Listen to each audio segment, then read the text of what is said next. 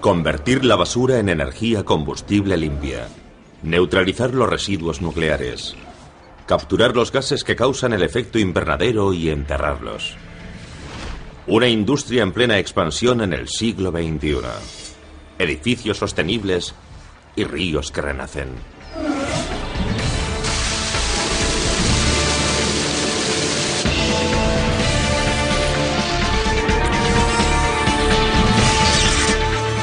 Maravillas modernas, la tecnología medioambiental. El siglo XXI representa una encrucijada para el planeta Tierra. Y para sus habitantes más intrépidos, inteligentes e insaciables, los seres humanos. Muchos de nuestros logros son un arma de doble filo. Los seres humanos hemos causado estragos incalculables en el planeta que habitamos. Hemos arrasado el 50% de los bosques de la Tierra, exterminado innumerables especies, encauzado ríos enormes y quemado en 1 siglo y medio combustibles fósiles acumulados durante millones de años. Nuestro mayor impacto en el planeta y el mayor reto de nuestra civilización será probablemente el aumento constante de las temperaturas durante el próximo siglo. Organizaciones científicas de todo el mundo han relacionado el calentamiento actual del planeta con los gases de efecto invernadero originados por los humanos, aquellos que retienen el calor del Sol en nuestra atmósfera. El gas de efecto invernadero más significativo es el dióxido de carbono, que procede en su mayor parte de la combustión de petróleo, carbón y gas natural. Si no adoptamos medidas cruciales para invertir esta tendencia, dentro de 50 años habrá más CO2 en la atmósfera de lo que jamás hayan registrado los científicos, que se remonta a unos 700.000 años. Sabemos cuáles serán, a grandes rasgos, las consecuencias. Inundaciones, olas de calor, escasez de agua y alimentos en algunas zonas. No sabemos en qué proporción. Una de las soluciones más importantes al problema del dióxido de carbono se desarrolla en un lugar inesperado. Un campo petrolífero bajo las llanuras de Saskatchewan.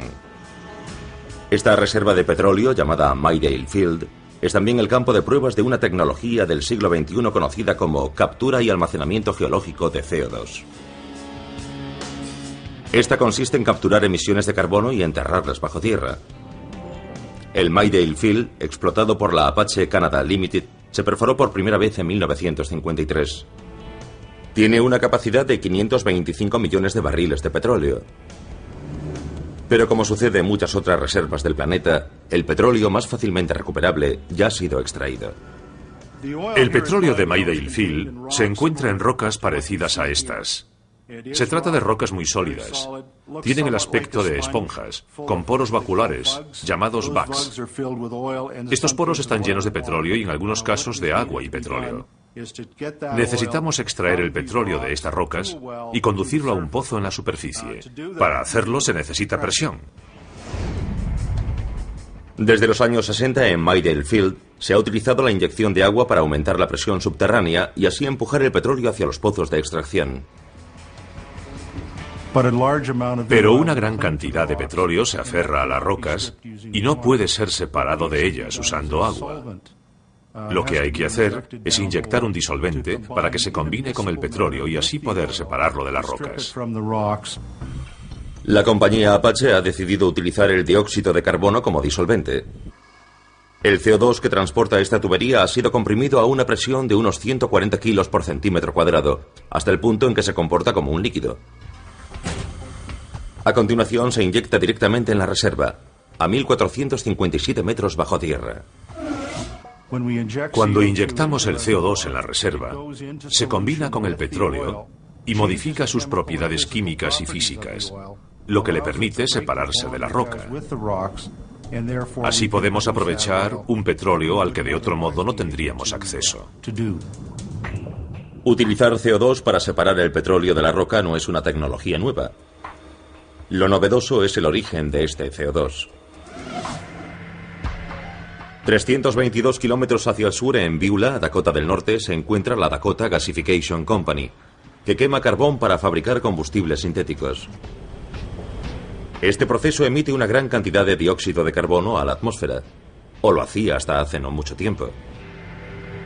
En la actualidad este CO2 se recoge en las chimeneas, se comprime y se envía por una tubería de 322 kilómetros hasta Canadá. Tanto en Maydale Field como en el cercano Weyburn Field, explotado por Encana, utilizan el CO2 en la llamada recuperación asistida de petróleo. Cuando el CO2 ha desprendido el petróleo de la roca, inyectan agua en la reserva para que la recorra. Así podemos dirigir los fluidos por la reserva desde el lugar donde los inyectamos hasta donde los recogemos. Este pozo produce unos 650 barriles diarios de este fluido, con un 85% de agua y un 15% de petróleo. A continuación se separan los distintos componentes de la mezcla: petróleo, agua, gas natural y CO2. Una parte del CO2 permanecerá bajo tierra, unido firmemente a la roca.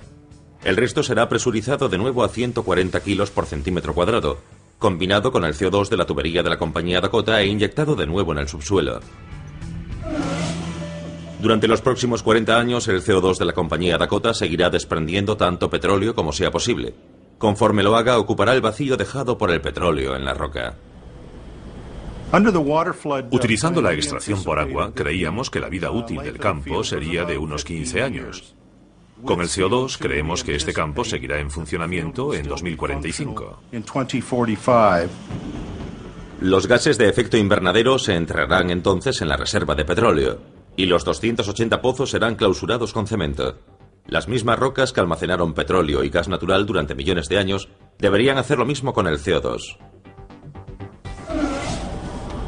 Además de las reservas de petróleo, los científicos han encontrado otras zonas en las que almacenar carbono, principalmente acuíferos salinos profundos y lechos de carbón abandonados. En la actualidad, la estimación global sobre la emisión de dióxido de carbono está entre 23 y 24 gigatones al año. Las estimaciones sobre la capacidad de almacenamiento geológico son de unos 900 gigatones. Este almacenamiento geológico potencial es más que suficiente para las emisiones globales actuales. Pero capturar y almacenar carbono resulta caro. El coste de los proyectos de inyección de Maydale y Weyburn es de unos 200 millones de dólares. Eso sin incluir el propio CO2.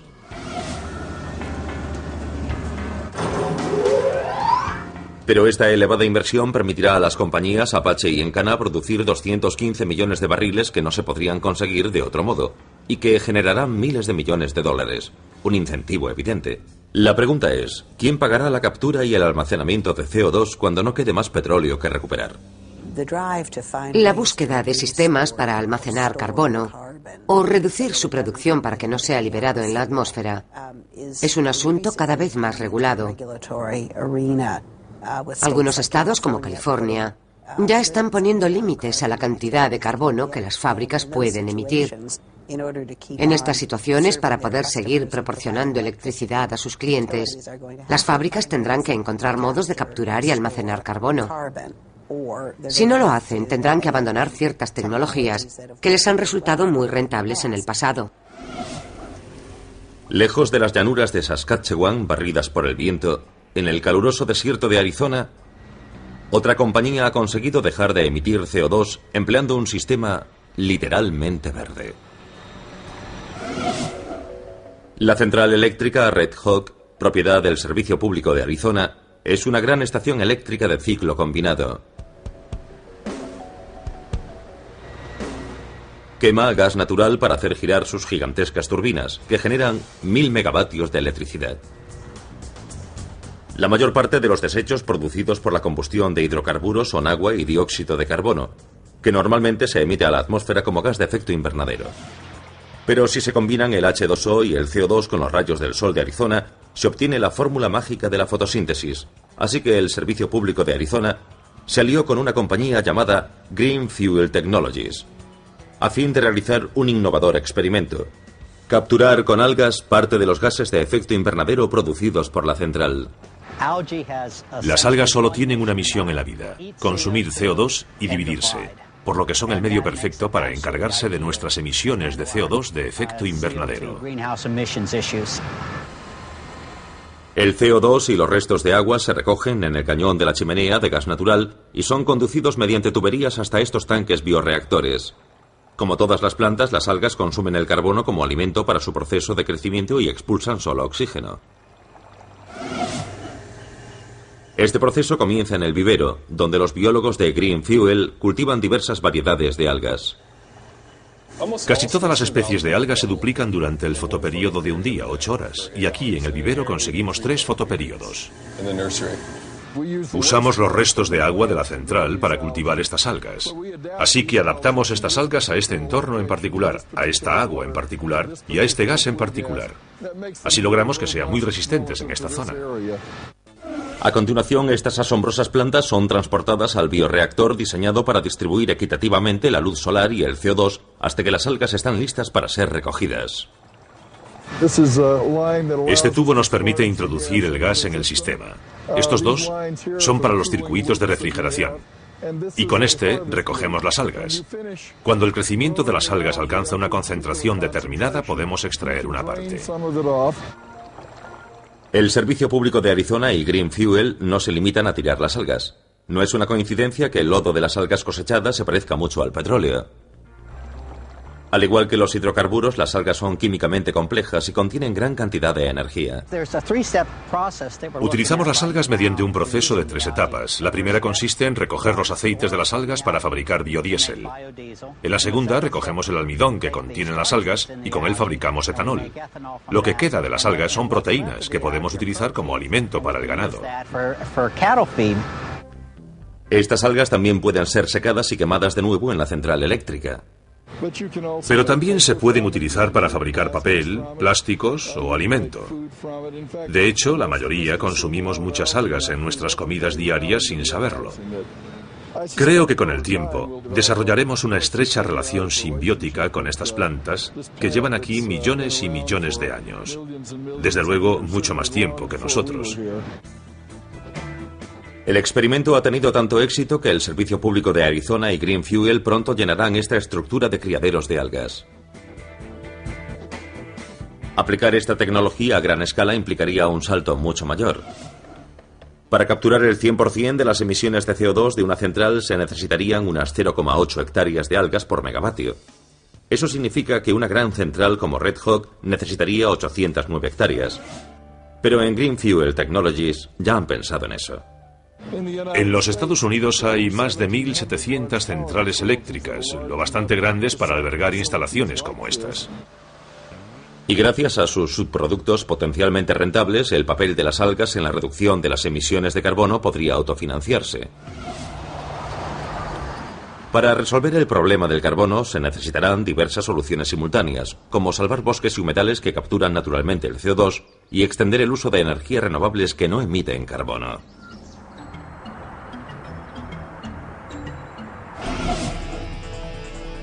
También comienzan a surgir nuevas soluciones a la crisis ambiental, viviendas y lugares de trabajo sostenibles o ecológicos.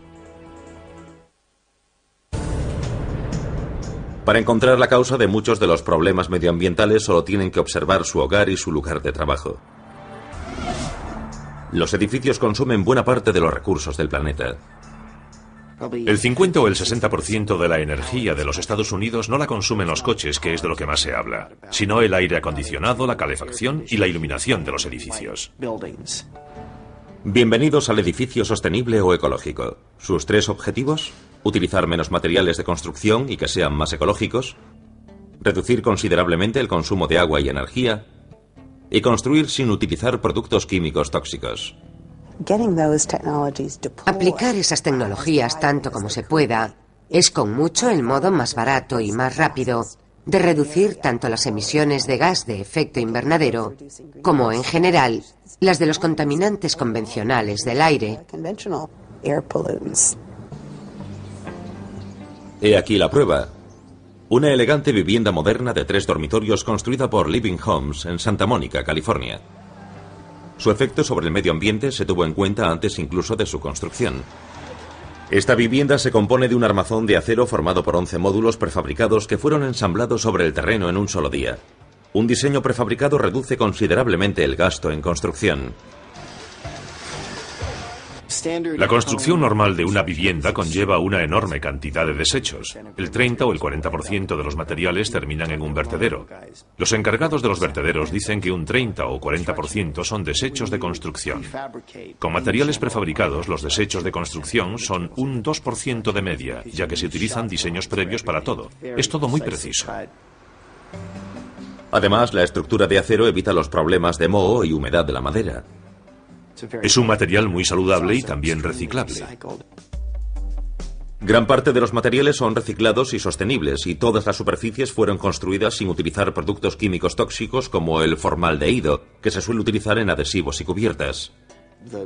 Las encimeras de la cocina están hechas de papel de periódico o celulosa, las repisas de los baños de vidrio reciclado y las mamparas de la ducha de resina plástica reutilizada. La madera utilizada procede de plantaciones sostenibles, como certifica el Forest Stewardship Council o Consejo de Administración Forestal. Esto ayuda a conservar la mayor fuente de absorción de carbono, los antiguos bosques vírgenes. El coste de fabricación de esta vivienda, diseñada por el famoso arquitecto Ray Capi, es de $2.500 por metro cuadrado, por encima de la media nacional. Pero el coste de la construcción ecológica puede reducirse gradualmente. En el mejor de los casos, una vivienda ecológica genera la mayor parte de su propia energía y la utiliza del modo más eficiente posible. Un sistema termal solar calienta el agua, que además pasa por unas tuberías bajo el suelo para proporcionar calor radiante desde el suelo. Unos paneles fotovoltaicos proporcionan casi toda la electricidad de la casa, algo que facilitan los electrodomésticos de alto rendimiento de Energy Star. Luces LED que consumen 10 veces menos que las bombillas incandescentes. Y el uso de luz solar abundante y gratuita. Vivir de un modo ecológico no solo es posible en la soleada California. En el otro extremo del país, en el corazón de Nueva York, se están aplicando los mismos conceptos a una escala mucho mayor. Este es el Soler, un edificio de viviendas en el que viven casi 700 vecinos de la parte sur de Manhattan. Gracias a un sistema propio de tratamiento de aguas y el uso eficaz de la electricidad, consume un 55% menos de agua y un 37% menos de energía que otro edificio similar. Quizá lo más impresionante del Soler sean sus dos techos verdes o ecológicos que utilizan la energía de las plantas para aislar el edificio y retener el agua de lluvia. Este techo ayuda a evitar el efecto isla de calor urbano. El efecto isla de calor urbano se crea por las calles oscuras y asfaltadas de una ciudad, y sobre todo por los miles de techos oscuros y absorbentes que atrapan el calor del sol, y que hacen que la temperatura en las ciudades durante el verano sea hasta 6 grados más elevada que en las áreas cercanas. Las plantas reflejan la luz del sol y enfrían el aire circundante mediante un proceso llamado evapotranspiración, la forma en que sudan las plantas. El techo verde es un aislante, conserva el calor durante el invierno y lo expulsa durante el verano. Las plantas no son más que la capa superior del sofisticado sistema de drenaje del techo. Durante las tormentas, las diversas capas del techo verde capturan hasta un 80% del agua de lluvia que normalmente fluye por cañerías que se desbordan con facilidad. El exceso de agua de las tormentas es la mayor causa de contaminación de las aguas costeras. El agua tiende a escapar de los edificios hacia el alcantarillado y de allí al océano. En las alcantarillas recoge toda la suciedad, todos los excrementos de los animales y todo tipo de residuos tóxicos que transporta hasta las aguas costeras. Los techos vivos no son más que una de las tecnologías ecológicas presentes en las junglas de asfalto como Nueva York. A pocos kilómetros del edificio Soler se encuentran las nuevas instalaciones de la corporación Hearst. Una de las principales empresas de esta red nos demuestra que incluso un rascacielos puede ser ecológico desde los cimientos. La torre Hearst, de 46 plantas, no solo conserva la fachada Art Deco de la sede original, también se recicló el 85% de los materiales del edificio. También se aplicaron conceptos ecológicos a la peculiar estructura exterior de acero. Al situar el esqueleto del edificio en el exterior de forma que permanezca visible, la estructura resulta mucho más eficaz. Esta malla diagonal o triangular utiliza menos acero que otra estructura normal. Se interponen menos columnas en medio de los pisos, pero al mismo tiempo sostiene el edificio mucho más eficazmente. Una estructura más eficaz permite más ventanas y la entrada de más luz natural. El diseño ambientalmente responsable se aplicó tanto a las estructuras principales como a los menores detalles. El techo está construido con material reciclado. Los sistemas de iluminación insertados en el techo son programables. Cuando uno sale de una estancia, se apagan automáticamente. Además, se ajustan a la luz natural que proviene del exterior. Este sistema de paredes se compone de vidrio de alto rendimiento. Eso significa que el vidrio contiene más hierro, lo que permite la entrada de más luz natural, pero no la suficiente para que produzca demasiado calor en el interior, por lo que se necesita menos luz artificial. Los primeros rascacielos eran en ciertos aspectos pioneros ecológicos. Construidos antes de la invasión del aire acondicionado, las ventanas de estos edificios se alejaban de la fachada para proteger el interior de la luz del sol. Las ventanas podían abrirse para crear una ventilación cruzada gracias a las plantas estrechas. Los primeros edificios de gran altura utilizaban material térmico de mampostería para absorber calor durante el día y liberarlo durante la noche. Estos métodos de refrigeración pasiva se consideran en la actualidad técnicas de construcción ecológica. La torre Hearst, como el Soler, recoge y recicla el agua de lluvia, pero en mucha mayor cantidad. Este tanque alberga 53.000 litros. Aquí se almacena el agua de la lluvia. Sus muros de hormigón tienen 45,7 centímetros de espesor. El agua de lluvia se filtra 3 veces y pasa al sistema de aire acondicionado, donde alimenta a las torres de refrigeración. Por estas torres pasan 4.000 toneladas de agua de refrigeración. Durante el verano, por supuesto, es cuando más se utiliza esa cantidad de agua. El agua de lluvia también tiene otra curiosa aplicación llamada icefall o cascada de hielo, que enfría y humedece el atrio o patio central. Gracias sobre todo al uso de agua de lluvia, la torre Hearst utiliza un 10% menos de agua que un rascacielos normal y un 26% menos de electricidad, lo que conllevará otro tipo de ahorro ecológico. Esta será nuestra sede durante los próximos 100 años y por eso estas tecnologías resultan muy eficaces. Si aplicamos ese 26% de energía que ahorramos solo en electricidad a toda la vida útil de este edificio, la empresa ahorrará mucho dinero. Nos dijeron que no se podía construir de un modo ecológico en Nueva York y hemos demostrado que se equivocaban. Los que quieren emprender un proyecto similar, que vean lo que hemos hecho y que intenten mejorarlo. Todos podemos participar en la revolución de la construcción ecológica. Pero mejor dejar a los expertos otros avances tecnológicos como la limpieza del legado letal de la era nuclear.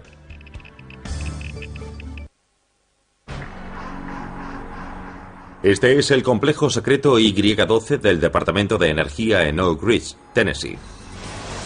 El Laboratorio Nacional de Oak Ridge fue uno de los principales centros de los Estados Unidos para enriquecer uranio y desarrollar bombas nucleares. Desde la Segunda Guerra Mundial hasta el fin de la Guerra Fría, buena parte del trabajo se realizó en el Y-12. En realidad son 3 plantas, Y-12, X-10 y K-25. Todas formaban parte del proyecto Manhattan durante la Segunda Guerra Mundial para desarrollar armamento nuclear y enriquecer uranio por primera vez para fabricar las bombas que se utilizaron en Hiroshima, por ejemplo. Durante décadas, el uranio y otros residuos tóxicos simplemente se enterraban.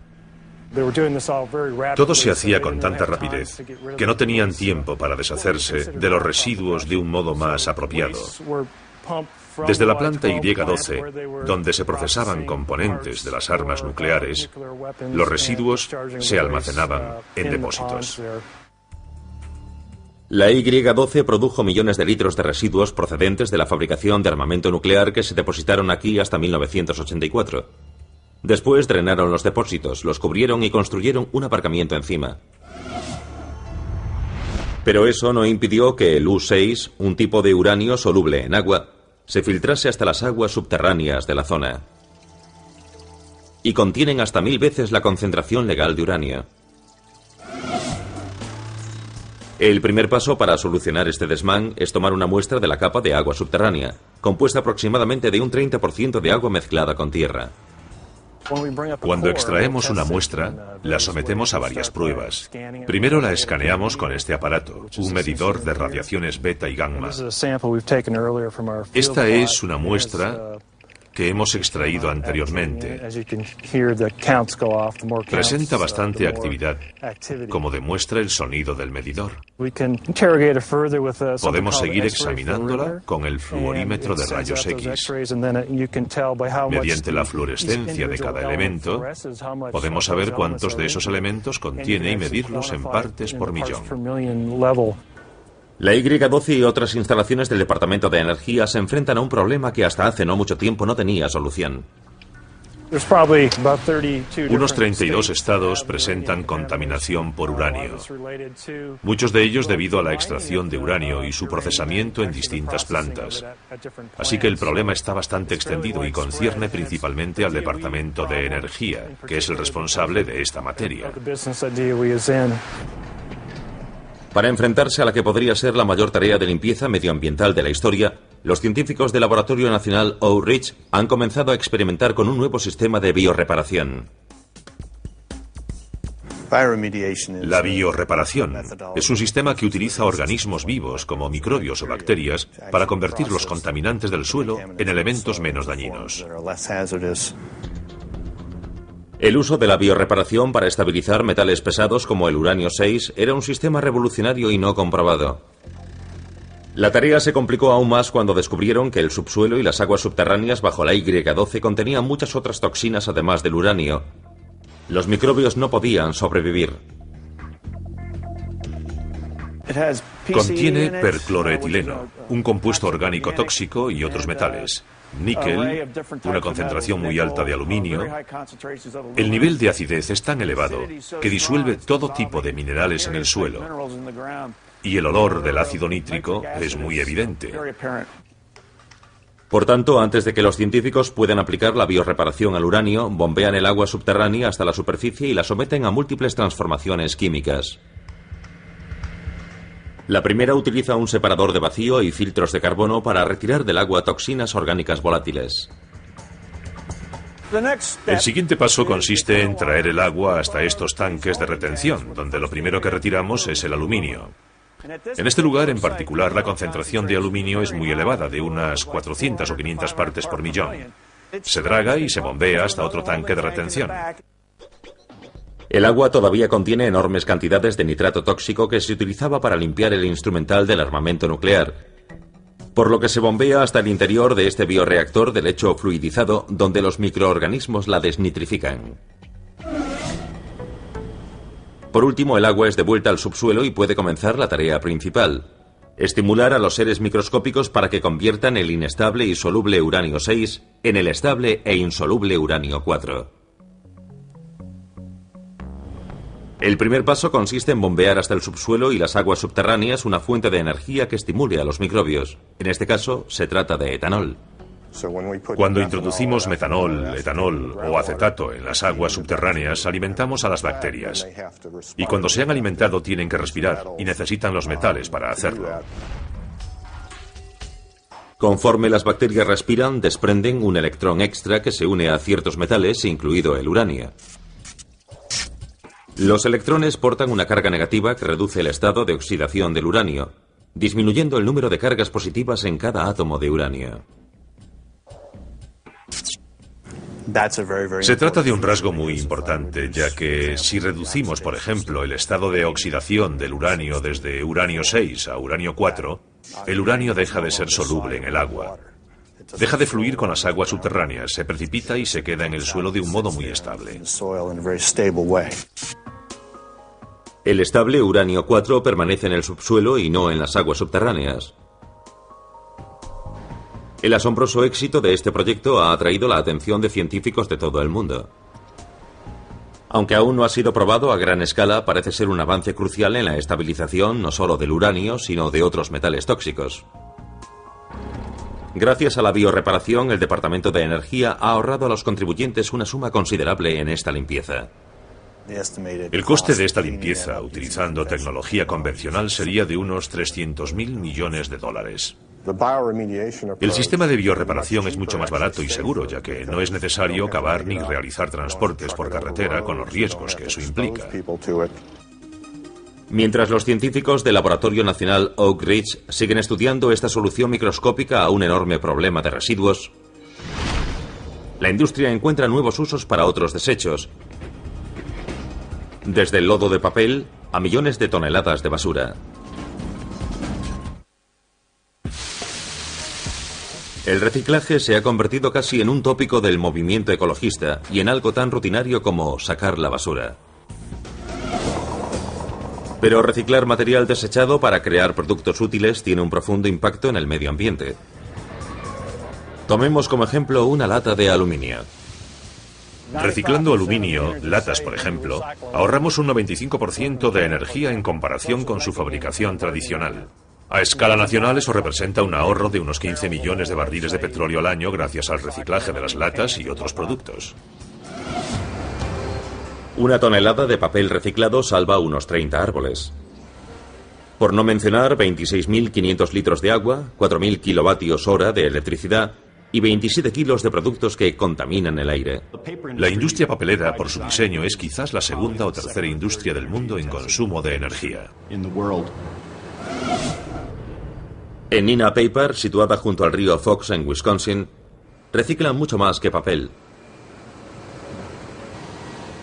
Agua, lodo, vapor, todo forma parte de un bucle gigantesco que se autoabastece. Cuando el proceso de fabricación de papel comienza, Neenah Paper añade gran cantidad de material desechado a la pulpa del papel. En su mayor parte son productos de papel, muchos de ellos impresos que han alcanzado el fin de su vida útil por parte del consumidor.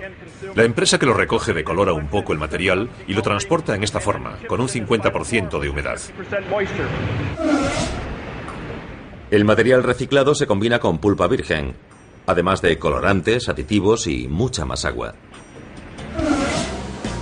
Cuando la pulpa comienza su trayecto por la papelera, se compone de agua en un 90%. El proceso de fabricación de papel no es más que un gigantesco proceso controlado para extraer el agua de esa mezcla. La papelera aplica gravedad, presión y el calor del vapor para eliminar el agua. El agua que se extrae y los pequeños fragmentos de pulpa que no se utilizan pasan a la planta de tratamiento. Un 30% del agua será reciclada y volverá al proceso de fabricación de papel. Gracias a la biorreparación, el agua restante regresa al río Fox más limpia que cuando salió de él. El residuo sólido, conocido en la industria papelera como lodo, ya no puede ser reciclado de nuevo como papel.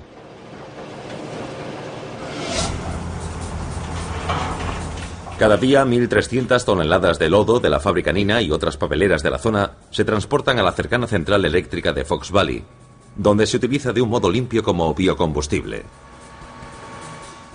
La parte sólida del lodo es un 50% fibra de papel, una biomasa de buena calidad que arde muy bien. El otro 50% del residuo es materia inorgánica, ceniza, fibra mineral y arcilla, que no arden demasiado bien.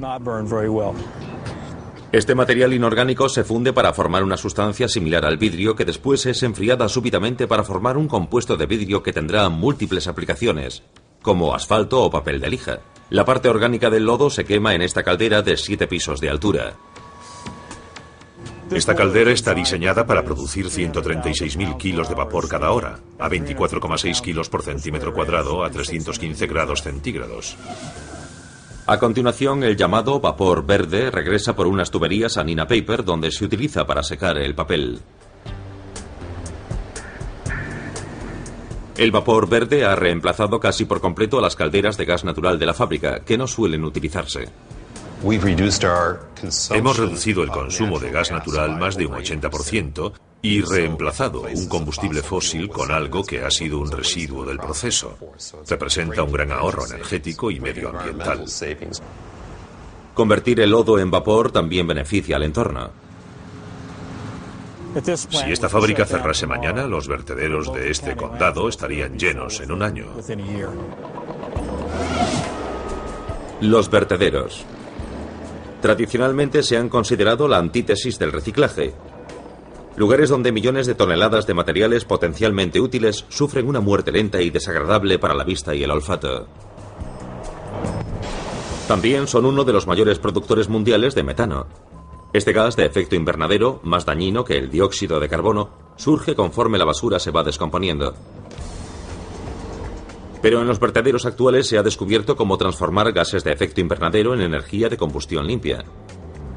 En el vertedero South Shelby, cerca de Memphis, Tennessee, Allied Waste colabora con varios socios medioambientales para aprovechar el metano.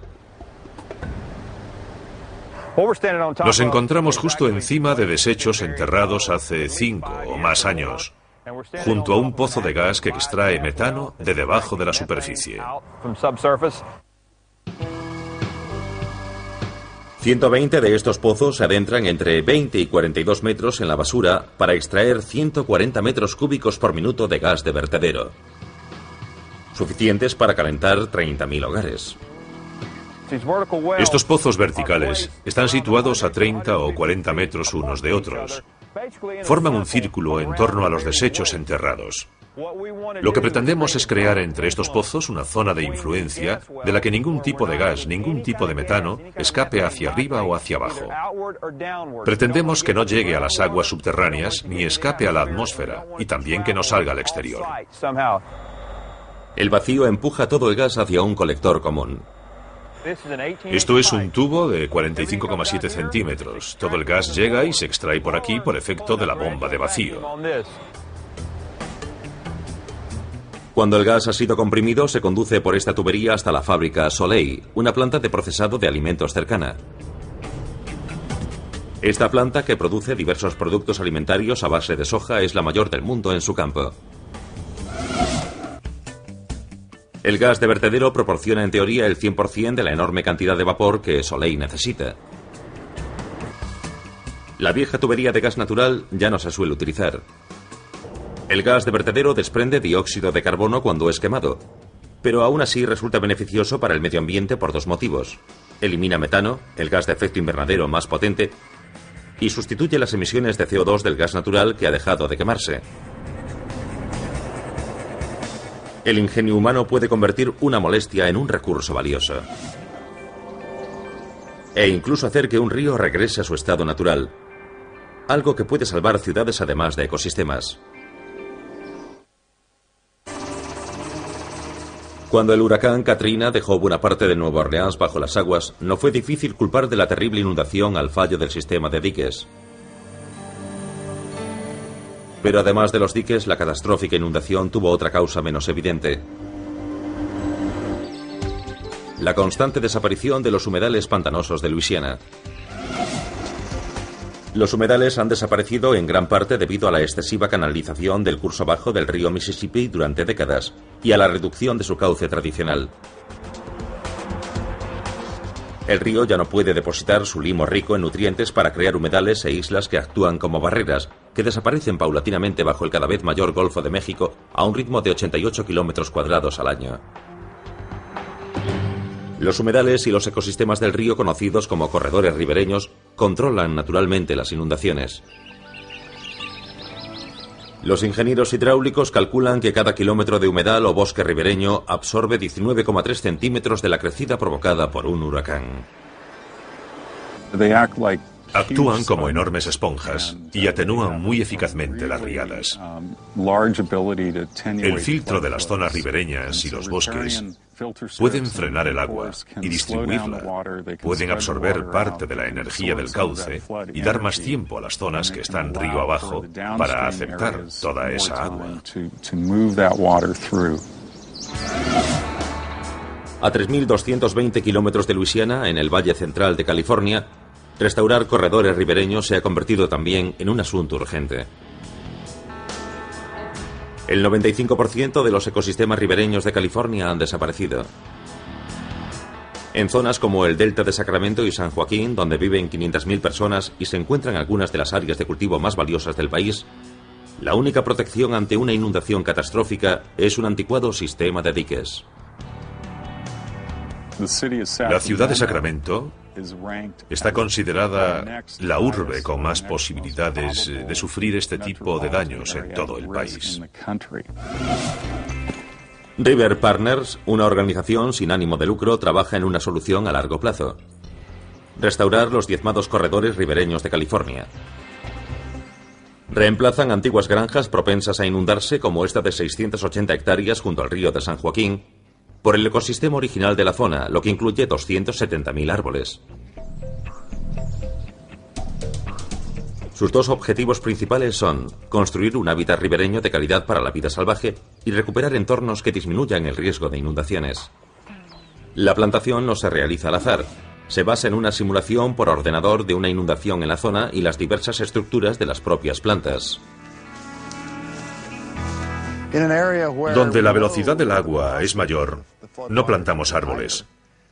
Son demasiado rígidos para soportar el agua. Así que plantamos otras especies más flexibles, como rosales y zarzas, muy flexibles ante el agua a gran velocidad.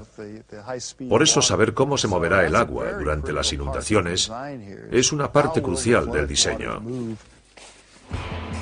Mientras las excavadoras vacían los terrenos que se convertirán en humedales, los tractores cavan surcos para crear un preciso mosaico de árboles y hierbas autóctonas, como robles del valle o robles blancos de California y arbustos del coyote. En 3 años este terreno baldío podría tener este aspecto. Es sorprendente. Si lo construimos, lo encuentran. Los animales vienen. Ahora mismo no hay demasiados animales salvajes, pero dentro de 3 años seguramente esté repleto. Durante esos 3 años, River Partners regará las plantaciones con agua del río San Joaquín, ya sea por goteo o por inundación. Después de esos 3 años, el bosque será autosuficiente. Plantan estratégicamente en los propios diques para prevenir la erosión. Este dique, que se agrietó en la inundación de 1997, seguirá agrietado, pues será sustituido por el nuevo bosque ribereño. Ciertas zonas como esta se inundan periódicamente. Después de las inundaciones de 1997, se inundaron las casas, los graneros y los establos de los 4 propietarios principales. Entonces nos dimos cuenta de que estas tierras se adaptan mejor a las planicies aluviales y entornos y hábitats naturales. Unos corredores ribereños en buen estado harán algo más que atraer especies salvajes y proporcionar entretenimiento. Con el tiempo, ayudarán a conservar la rentabilidad de zonas de pesca, granjas y ciudades. Al igual que sucede con otras tecnologías medioambientales, encierran una paradoja: el ingenio humano aplicado a restaurar el delicado equilibrio natural alterado por la acción de los seres humanos. Pero es una paradoja necesaria, ya que el vínculo entre la salud del planeta y el incierto destino de nuestra civilización es hoy más estrecho que nunca. O sería de unos 15 años. Con el CO2 creemos que este campo seguirá en funcionamiento en 2045. Los gases de efecto invernadero se enterrarán entonces en la reserva de petróleo, y los 280 pozos serán clausurados con cemento. Las mismas rocas que almacenaron petróleo y gas natural durante millones de años deberían hacer lo mismo con el CO2. Además de las reservas de petróleo, los científicos han encontrado otras zonas en las que almacenar carbono, principalmente acuíferos salinos profundos y lechos de carbón abandonados. En la actualidad, la estimación global sobre la emisión de dióxido de carbono está entre 23 y 24 gigatones al año. Las estimaciones sobre la capacidad de almacenamiento geológico son de unos 900 gigatones. Este almacenamiento geológico potencial es más que suficiente para las emisiones globales actuales. Pero capturar y almacenar carbono resulta caro. El coste de los proyectos de inyección de Midale y Weyburn es de unos 200 millones de dólares. Eso sin incluir el propio CO2.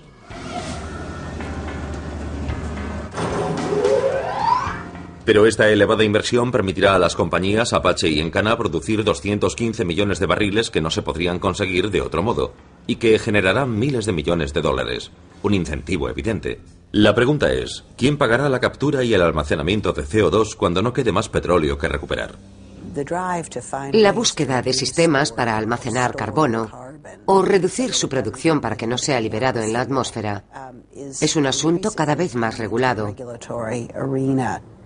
Algunos estados, como California, ya están poniendo límites a la cantidad de carbono que las fábricas pueden emitir. En estas situaciones, para poder seguir proporcionando electricidad a sus clientes, las fábricas tendrán que encontrar modos de capturar y almacenar carbono. Si no lo hacen, tendrán que abandonar ciertas tecnologías que les han resultado muy rentables en el pasado. Lejos de las llanuras de Saskatchewan, barridas por el viento, en el caluroso desierto de Arizona, otra compañía ha conseguido dejar de emitir CO2 empleando un sistema literalmente verde. La central eléctrica Red Hawk, propiedad del Servicio Público de Arizona, es una gran estación eléctrica de ciclo combinado. Quema gas natural para hacer girar sus gigantescas turbinas, que generan 1000 megavatios de electricidad. La mayor parte de los desechos producidos por la combustión de hidrocarburos son agua y dióxido de carbono, que normalmente se emite a la atmósfera como gas de efecto invernadero. Pero si se combinan el H2O y el CO2 con los rayos del sol de Arizona, se obtiene la fórmula mágica de la fotosíntesis que se realizó en el Y12. En realidad son 3 plantas, Y12, X10 y K25. Todas formaban parte del proyecto Manhattan durante la Segunda Guerra Mundial para desarrollar armamento nuclear y enriquecer uranio por primera vez para fabricar las bombas que se utilizaron en Hiroshima, por ejemplo. Durante décadas, el uranio y otros residuos tóxicos simplemente se enterraban. Todo se hacía con tanta rapidez que no tenían tiempo para deshacerse de los residuos de un modo más apropiado. Desde la planta Y12, donde se procesaban componentes de las armas nucleares, los residuos se almacenaban en depósitos. La Y12 produjo millones de litros de residuos procedentes de la fabricación de armamento nuclear que se depositaron aquí hasta 1984. Después drenaron los depósitos, los cubrieron y construyeron un aparcamiento encima. Pero eso no impidió que el U6, un tipo de uranio soluble en agua, se filtrase hasta las aguas subterráneas de la zona. Y contienen hasta 1000 veces la concentración legal de uranio. El primer paso para solucionar este desmán es tomar una muestra de la capa de agua subterránea, compuesta aproximadamente de un 30% de agua mezclada con tierra. Cuando extraemos una muestra, la sometemos a varias pruebas. Primero la escaneamos con este aparato, un medidor de radiaciones beta y gamma. Esta es una muestra que hemos extraído anteriormente. Presenta bastante actividad, como demuestra el sonido del medidor. Podemos seguir examinándola con el fluorímetro de rayos X. Mediante la fluorescencia de cada elemento, podemos saber cuántos de esos elementos contiene y medirlos en partes por millón. La Y12 y otras instalaciones del Departamento de Energía se enfrentan a un problema que hasta hace no mucho tiempo no tenía solución. Unos 32 estados presentan contaminación por uranio, muchos de ellos debido a la extracción de uranio y su procesamiento en distintas plantas. Así que el problema está bastante extendido y concierne principalmente al Departamento de Energía, que es el responsable de esta materia. Para enfrentarse a la que podría ser la mayor tarea de limpieza medioambiental de la historia, los científicos del Laboratorio Nacional Oak Ridge han comenzado a experimentar con un nuevo sistema de biorreparación. La biorreparación es un sistema que utiliza organismos vivos como microbios o bacterias para convertir los contaminantes del suelo en elementos menos dañinos. El uso de la biorreparación para esta... Por tanto, antes de que los científicos puedan aplicar la biorreparación al uranio, bombean el agua subterránea hasta la superficie y la someten a múltiples transformaciones químicas. La primera utiliza un separador de vacío y filtros de carbono para retirar del agua toxinas orgánicas volátiles. El siguiente paso consiste en traer el agua hasta estos tanques de retención, donde lo primero que retiramos es el aluminio. En este lugar en particular la concentración de aluminio es muy elevada, de unas 400 o 500 partes por millón. Se draga y se bombea hasta otro tanque de retención. El agua todavía contiene enormes cantidades de nitrato tóxico que se utilizaba para limpiar el instrumental del armamento nuclear, por lo que se bombea hasta el interior de este bioreactor de lecho fluidizado donde los microorganismos la desnitrifican. Por último, el agua es devuelta al subsuelo y puede comenzar la tarea principal: estimular a los seres microscópicos para que conviertan el inestable y soluble uranio 6 en el estable e insoluble uranio 4.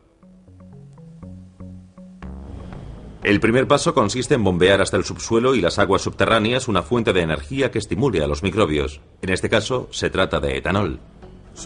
Cuando introducimos metanol, etanol o acetato en las aguas subterráneas, alimentamos a las bacterias.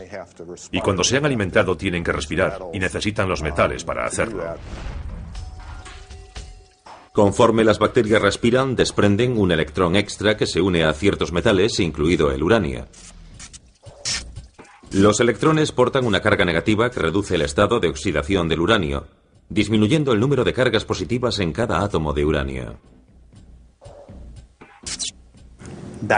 Se trata de un rasgo muy importante, ya que si reducimos, por ejemplo, el estado de oxidación del uranio desde uranio 6 a uranio 4, el uranio deja de ser soluble en el agua. Deja de fluir con las aguas subterráneas, se precipita y se queda en el suelo de un modo muy estable.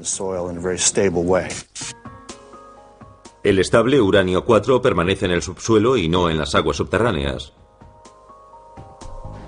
El asombroso éxito de este proyecto ha atraído la atención de científicos de todo el mundo. Aunque aún no ha sido probado a gran escala, parece ser un avance crucial en la estabilización no solo del uranio, sino de otros metales tóxicos. Gracias a la biorreparación, el Departamento de Energía ha ahorrado a los contribuyentes una suma considerable en esta limpieza.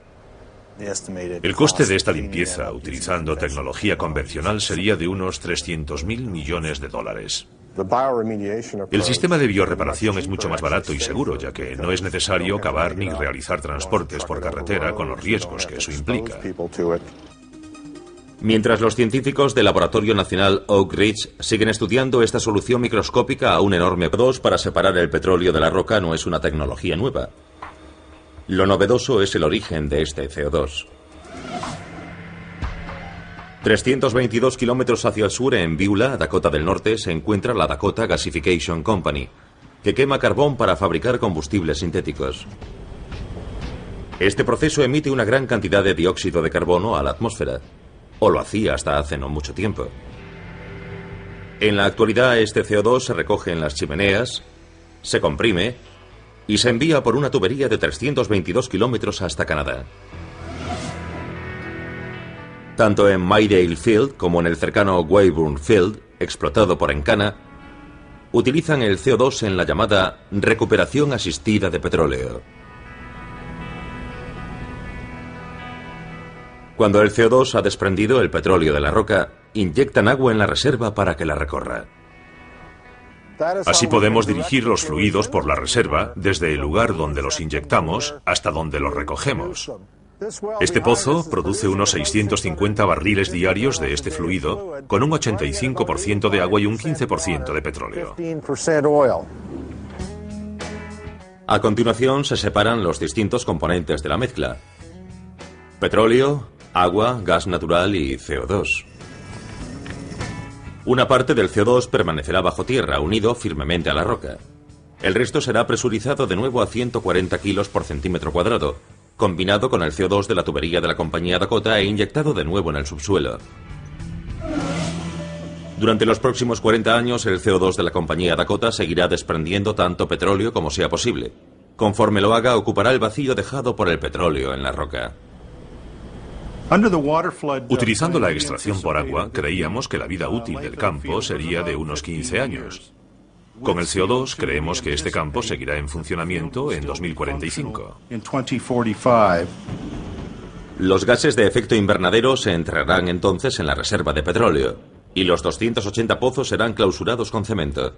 Las mismas rocas que almacenaron petróleo y gas natural durante millones de años deberían hacer lo mismo con el CO2.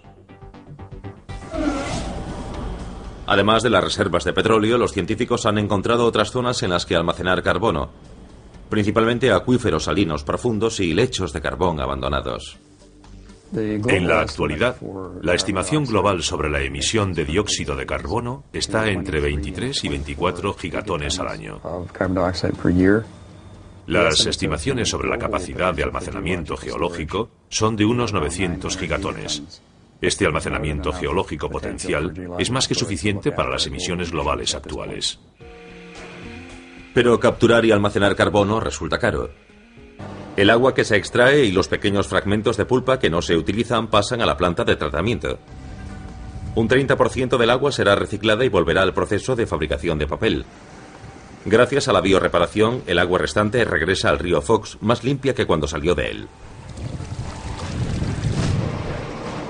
El residuo sólido, conocido en la industria papelera como lodo, ya no puede ser reciclado de nuevo como papel.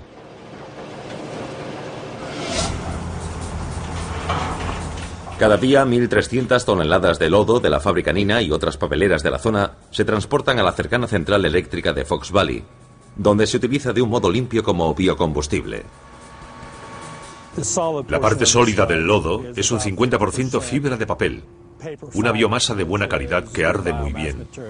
El otro 50% del residuo es materia inorgánica, ceniza, fibra mineral y arcilla, que no arden demasiado bien. Este material inorgánico se funde para formar una sustancia similar al vidrio que después es enfriada súbitamente para formar un compuesto de vidrio que tendrá múltiples aplicaciones, como asfalto o papel de lija. La parte orgánica del lodo se quema en esta caldera de 7 pisos de altura. Esta caldera está diseñada para producir 136.000 kilos de vapor cada hora, a 24,6 kilos por centímetro cuadrado a 315 grados centígrados. A continuación, el llamado vapor verde regresa por unas tuberías a Nina Paper, donde se utiliza para secar el papel.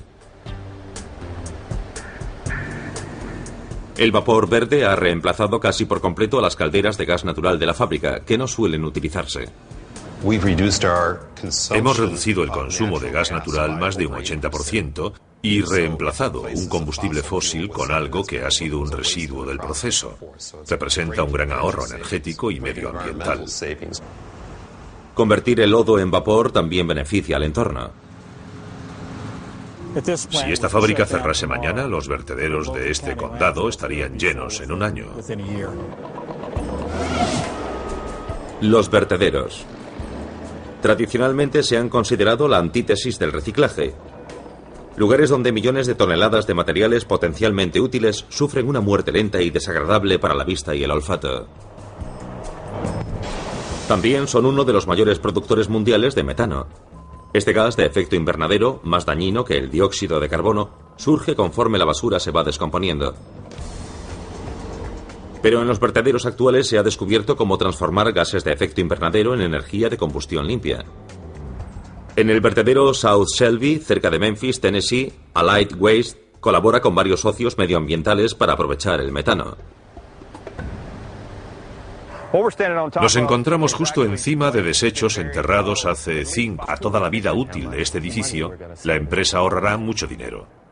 Nos dijeron que no se podía construir de un modo ecológico en Nueva York, y hemos demostrado que se equivocaban. Los que quieren emprender un proyecto similar, que vean lo que hemos hecho y que intenten mejorarlo.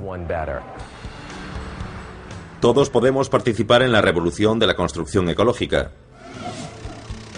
Pero mejor dejar a los expertos otros avances tecnológicos como la limpieza del legado letal de la era nuclear.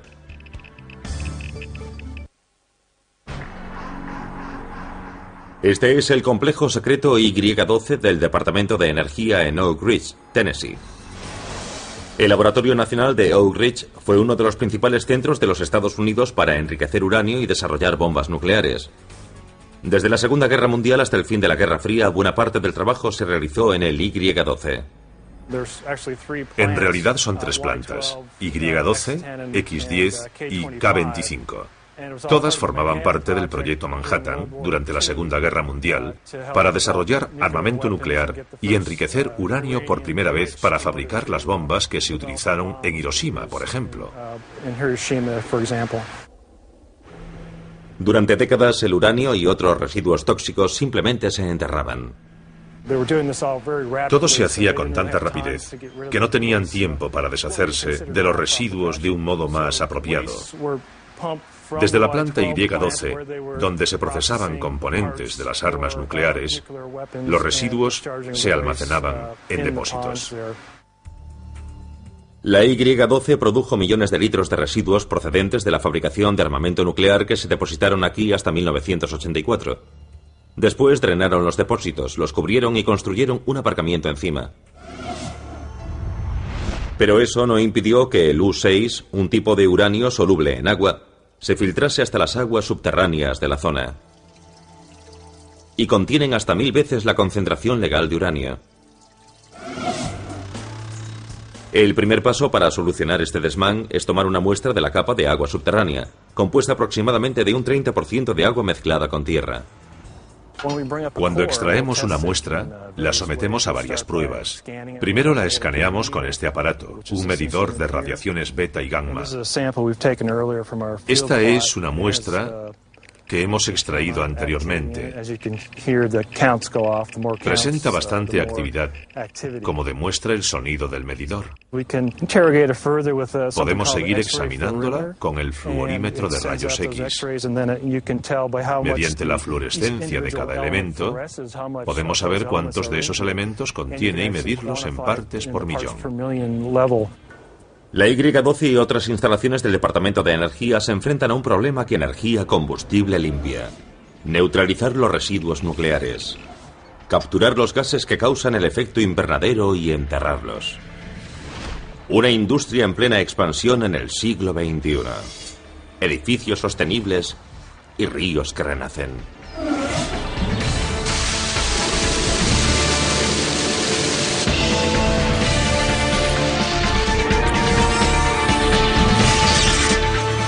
Maravillas modernas, la tecnología medioambiental. El siglo XXI representa una encrucijada para el planeta Tierra. Y para sus habitantes más intrépidos, inteligentes e insaciables, los seres humanos. Muchos de nuestros logros son un arma de doble filo. Los seres humanos hemos causado estragos incalculables en el planeta que habitamos. Hemos arrasado el 50% de los bosques de la Tierra, exterminado innumerables especies, encauzado ríos enormes y quemado en 1 siglo y medio combustibles fósiles acumulados durante millones de años. Nuestro mayor impacto en el planeta y el mayor reto de nuestra civilización será probablemente el aumento constante de las temperaturas durante el próximo siglo. Organizaciones científicas de todo el mundo han relacionado el calentamiento actual del planeta con los gases de efecto invernadero originados por los humanos, aquellos que retienen el calor del Sol en nuestra atmósfera. El gas de efecto invernadero más significativo es el dióxido de carbono, que procede en su mayor parte de la combustión de petróleo, carbón y gas natural.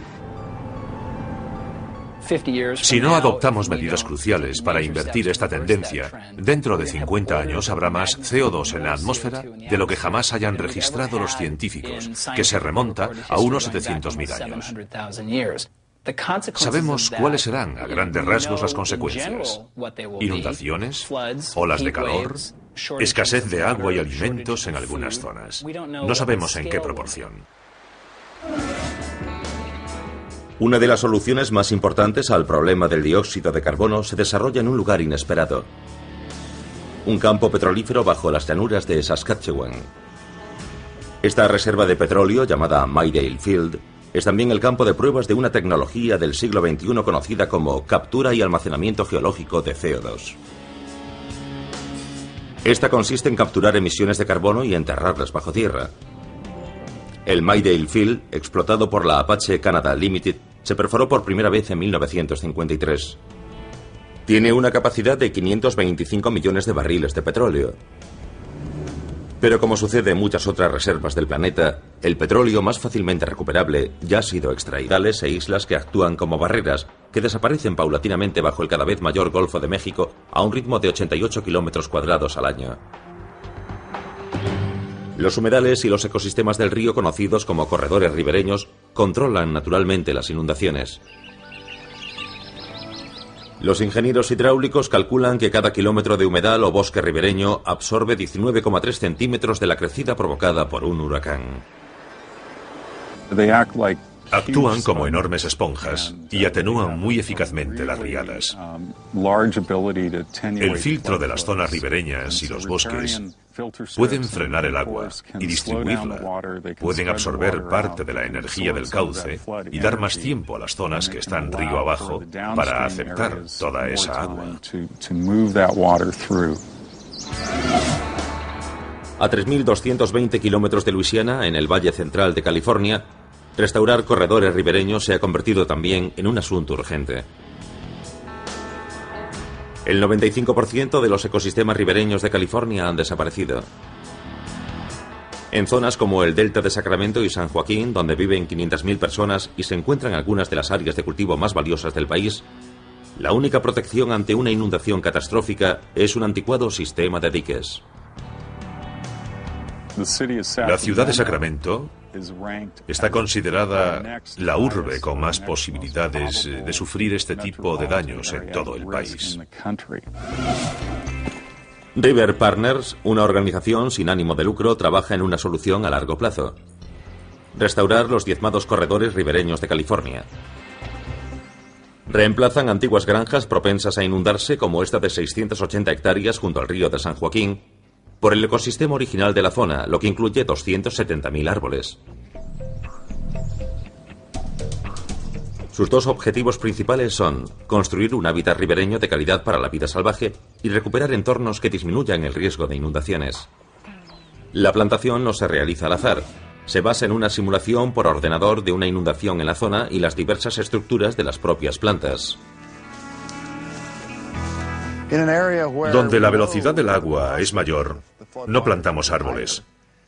Son demasiado rígidos para soportar el agua, así que plantamos otras especies más flexibles como rosales y zarzas, muy flexibles ante el agua a gran velocidad. Por eso saber cómo se moverá el agua durante las inundaciones es una parte crucial del diseño. Mientras las excavadoras vacían los terrenos que se convertirán en humedales, los tractores cavan surcos para crear un preciso mosaico de árboles y hierbas autóctonas, como robles del valle o robles blancos de California y arbustos del coyote. En 3 años este terreno baldío podría tener... Nos encontramos justo encima de desechos enterrados hace 5 o más años, junto a un pozo de gas que extrae metano de debajo de la superficie. 120 de estos pozos se adentran entre 20 y 42 metros en la basura para extraer 140 metros cúbicos por minuto de gas de vertedero, suficientes para calentar 30.000 hogares. Estos pozos verticales están situados a 30 o 40 metros unos de otros. Forman un círculo en torno a los desechos enterrados. Lo que pretendemos es crear entre estos pozos una zona de influencia de la que ningún tipo de gas, ningún tipo de metano escape hacia arriba o hacia abajo. Pretendemos que no llegue a las aguas subterráneas ni escape a la atmósfera, y también que no salga al exterior. El vacío empuja todo el gas hacia un colector común. Esto es un tubo de 45,7 centímetros. Todo el gas llega y se extrae por aquí por efecto de la bomba de vacío. Cuando el gas ha sido comprimido, se conduce por esta tubería hasta la fábrica Soleil, una planta de procesado de alimentos cercana. Esta planta, que produce diversos productos alimentarios a base de soja, es la mayor del mundo en su campo. El gas de vertedero proporciona en teoría el 100% de la enorme cantidad de vapor que Soleil necesita. La vieja tubería de gas natural ya no se suele utilizar. El gas de vertedero desprende dióxido de carbono cuando es quemado, pero aún así resulta beneficioso para el medio ambiente por 2 motivos. Elimina metano, el gas de efecto invernadero más potente, y sustituye las emisiones de CO2 del gas natural que ha dejado de quemarse. El ingenio humano puede convertir una molestia en un recurso valioso, e incluso hacer que un río regrese a su estado natural, algo que puede salvar ciudades además de ecosistemas. Cuando el huracán Katrina dejó buena parte de Nueva Orleans bajo las aguas, no fue difícil culpar de la terrible inundación al fallo del sistema de diques. Pero además de los diques, la catastrófica inundación tuvo otra causa menos evidente: la constante desaparición de los humedales pantanosos de Luisiana. Los humedales han desaparecido en gran parte debido a la excesiva canalización del curso bajo del río Mississippi durante décadas y a la reducción de su cauce tradicional. El río ya no puede depositar su limo rico en nutrientes para crear humedales e islas que actúan como barreras, que desaparecen paulatinamente bajo el cada vez mayor Golfo de México a un ritmo de 88 kilómetros cuadrados al año. Los humedales y los ecosistemas del río, conocidos como corredores de iluminación insertados en el techo, son programables. Cuando uno sale de una estancia, se apagan automáticamente. Además, se ajustan a la luz natural que proviene del exterior. Este sistema de paredes se compone de vidrio de alto rendimiento. Eso significa que el vidrio contiene más hierro, lo que permite la entrada de más luz natural, pero no la suficiente para que produzca demasiado calor en el interior, por lo que se necesita menos luz artificial.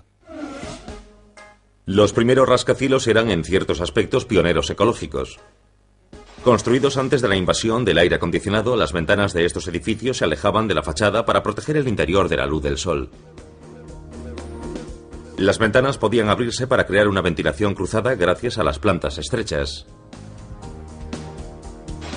Los primeros edificios de gran altura utilizaban material térmico de mampostería para absorber calor durante el día y liberarlo durante la noche. Estos métodos de refrigeración pasiva se consideran en la actualidad técnicas de construcción ecológica. La torre Hearst, como el Soler, recoge y recicla el agua de lluvia, pero en mucha mayor cantidad. Este tanque alberga 53.000 litros. Aquí se almacena el agua de la lluvia. Sus muros de hormigón tienen 45,7 centímetros de espesor. El agua de lluvia se filtra 3 veces y pasa al sistema de aire acondicionado, donde alimenta a las torres de refrigeración. Por estas torres pasan 4.000 toneladas de agua de refrigeración. Durante el verano, por supuesto, es cuando más se utiliza esa cantidad de agua. El agua de lluvia también tiene otra curiosa aplicación llamada icefall o cascada de hielo, que enfría y humedece el atrio o patio central. Gracias sobre todo al uso de agua de lluvia, la torre Hearst utiliza un 10% menos de agua que un rascacielos normal y un 26% menos de electricidad, lo que conllevará otro tipo de ahorro ecológico. Esta será nuestra sede durante los próximos 100 años y por eso estas tecnologías resultan muy eficaces. Si aplicamos ese 26% de energía que ahorramos solo en electricidad a toda la vida útil de este edificio, la empresa ahorrará mucho dinero. Nos dijeron que no se podía construir de un modo ecológico en Nueva York y hemos demostrado que se equivocaban. Los que quieren emprender un proyecto similar, que vean lo que hemos hecho y que intenten mejorarlo. Todos podemos participar en la revolución de la construcción ecológica. Pero mejor dejar a los expertos otros avances tecnológicos como la limpieza del legado letal de la era nuclear.